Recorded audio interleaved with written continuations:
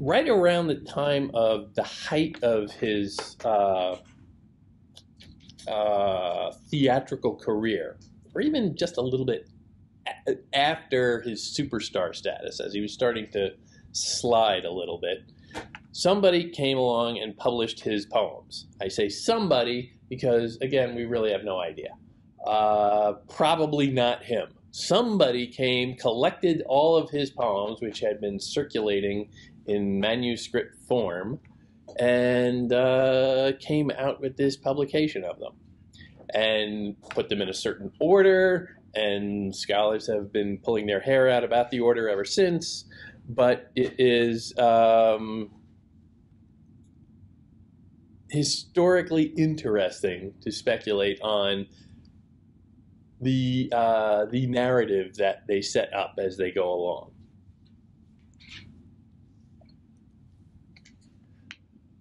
The very first sonnet in the collection is not what I would call as most interesting, but it's got some interesting little hints at things to come.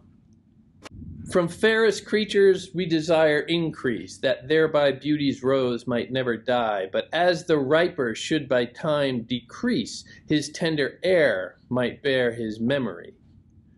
But thou, contracted to thine own bright eyes, feedst thy light's flame with self-substantial fuel, making a famine where abundance lies.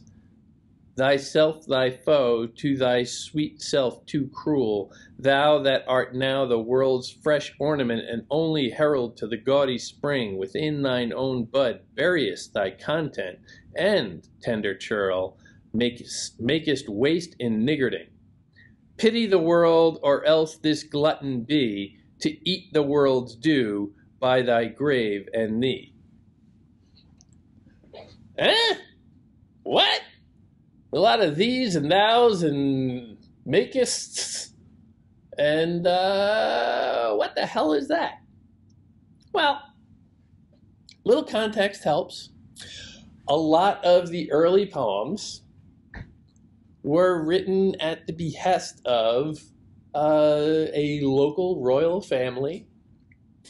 The specific identity is always a little bit mystery, but basically the young prince who was growing up had no interest in marrying, and his family wanted to egg him on, saying, look, your life is pretty cushy. It's your only responsibility in life is to get married and have an heir, preferably a son.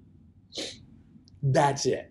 After that, you can do whatever the hell you want, but that's your job. And so they reached out to Shakespeare and said, look, write us some poems that give this guy some advice. This kid's a big fan. He'd really, really appreciate your input on this. And maybe you could just put in a good word for, you know, marriage and children and, you know, conventional stuff like that. So, from fairest creature we desire increase. Increase, as in children. More of you. Having you is nice. Having more of you would thus be better. That thereby beauty's rose might never die. So yeah, you're a young guy, you're perhaps a little vain, and you think you're looking pretty good. Well, wouldn't you want more of that in the world for a longer stretch of time? You have kids, they're going to look like you, and they're going to go off long after, as this says, you've started to show your age a little. Once the crow's feet and the gray hair and the little paunch settles in, you're going to be less to look at. But you can point to your kids and say, yeah, that's me. It's a good argument.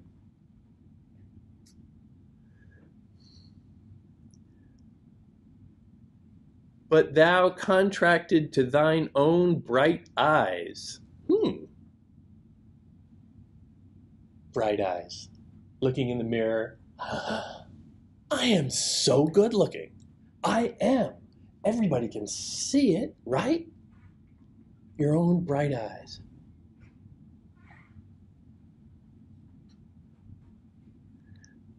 Contracted is an interesting term of phrase, like a marriage contract. He is married then to himself, not to a girl. Feeds thy light's flame with self-substantial fuel, making a famine where abundance lies. Thyself thy foe, to thy sweet self too cruel.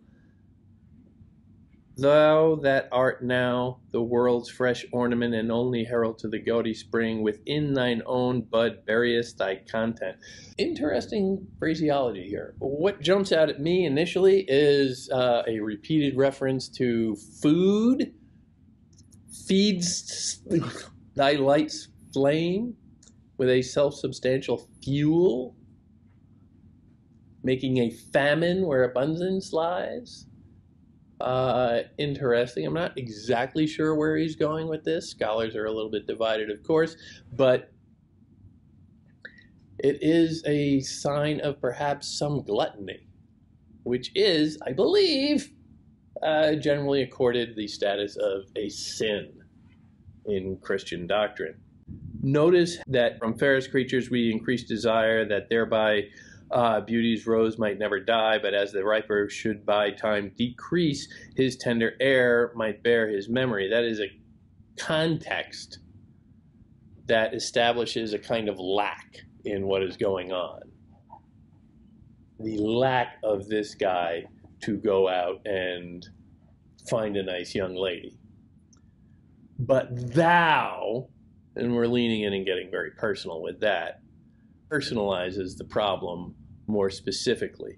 But also it does so in a language of consumption, all of the feeding, all of the eating that's going on. And then that escalates to a kind of hoarding. Thou that art now the world's fresh ornament and only herald to the gaudy spring, within thine own bud buryest thy content, and tender churl makest waste in niggarding. You're hoarding your essence. You are being selfish with your beauty, with your perfection. You should share it around. And I will let the dirty-minded among you dwell on what the phrase, within thine own bud buryest thy content, might be. Now, granted, this is bud, another reference to, let's say, horticulture, perhaps farming. Plausible. Thine own bud buryest thy content. I can't help, maybe it's just the 14-year-old boy in me. I can't help but read that line and, let's say, speculate on this being a little teasing by the poet at the young man, as engaging in a kind of, oh, I don't know what term you would like to use, but the one that's jumping out to me is a kind of self-sodomization. Burying your content, or burying your bud in your own content, or something like that.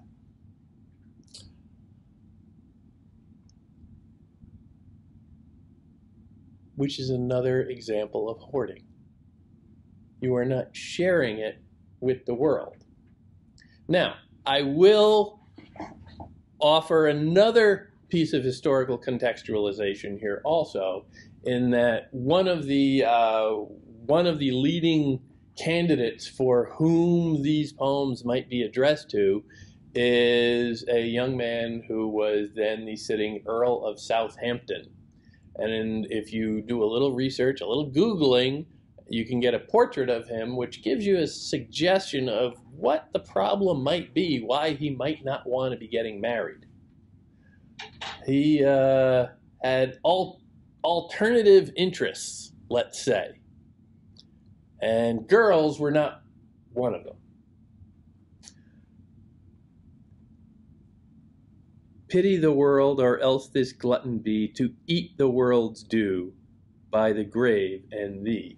throwing out that word grave, which has been haunting this poem throughout, the idea of mortality, the idea of you're going to get old and die, is peppered throughout, just working under the surface.